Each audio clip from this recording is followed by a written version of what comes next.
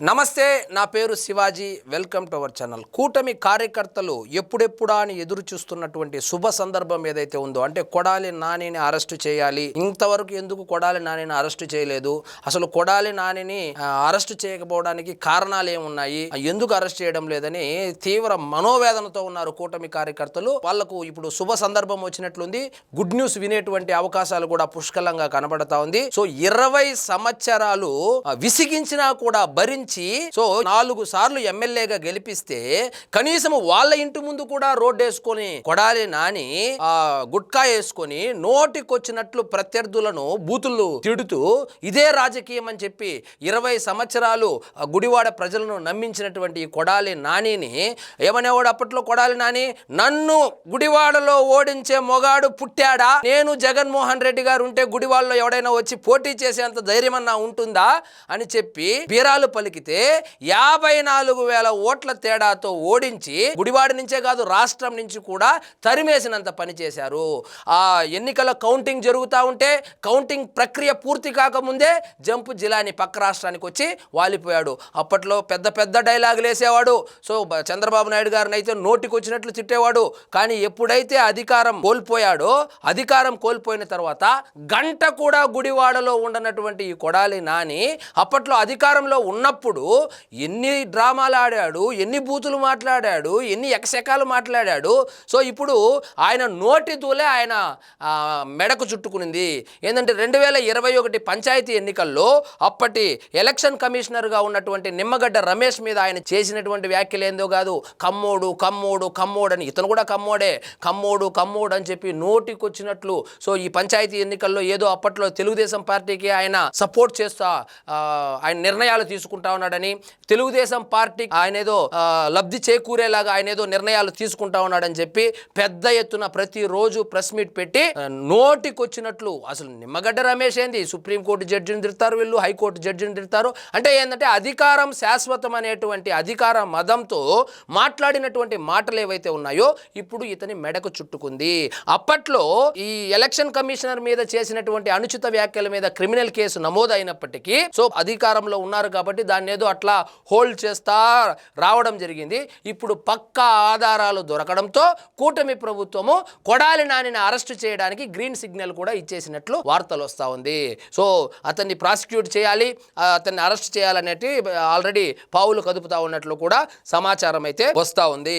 So ఎప్పుడైతే అధికారం కోల్పోయారో, అధికారం కోల్పోయిన తర్వాత ఎక్కడ అరెస్ట్ చేస్తారో అని చెప్పి భయంతో వెళ్ళి ఆపరేషన్ చేయించుకొని అదేదో బ్యాగ్ వేసుకొని తిరుగుతూ ఉన్నాడు. సో ఇప్పుడు ఆ బ్యాగ్ తీసేసి మొన్న జగన్మోహన్ రెడ్డి గారు వాళ్ళ పార్టీ వాళ్ళకి ఆయన ఇన్స్ట్రక్షన్స్ ఏంటంటే నియోజకవర్గంలో అందుబాటులో ఉండాలి, కార్యకర్తలను పట్టించుకోవాలి, లేకపోతే టికెట్ ఇవ్వను అని చెప్పి బెదిరించడంతో కొడాలి నాని కావచ్చు, వల్లభనేని వంశీ కావచ్చు, సో ఇప్పుడు వాళ్ళ నియోజకవర్గాల్లో ప్రత్యక్షమై, అంటే పొద్దున్నుంచి సాయంత్రం వరకే, నైట్ స్టే చేయరనమాట అక్కడ. సో పొద్దున్నుంచి సాయంత్రం వరకు ఏదో కార్యక్రమాలు చేయడం, 4 గంటలకు ఒక ప్రెస్ మీట్ పెట్టడం, ఒక 4 బూతులు మాట్లాడడం, వెళ్ళిపోవడం, ఇది నిరంతర ప్రక్రియ అయిపోయింది. సో ఆ 2021లో జరిగినటువంటి ఈ సంఘటన ఏదైతే ఉందో, ప్రెస్ మీట్ లో నిమ్మగడ్డ రమేష్ మీద ఆయన చేసినటువంటి అనుచిత వ్యాఖ్యలు ఏవైతే ఉన్నాయో దానికి సంబంధించి ఇప్పుడు పక్కా ఆధారాలతో కొడాలి నానిని, అంటే డ్యూటీలో ఉన్నటువంటి ఎలక్షన్ కమిషన్ ను ఆయన నోటికొచ్చినట్లు దూషించడం వల్ల సో దాన్ని అప్పట్లో క్రిమినల్ కేసు కూడా పెట్టారు.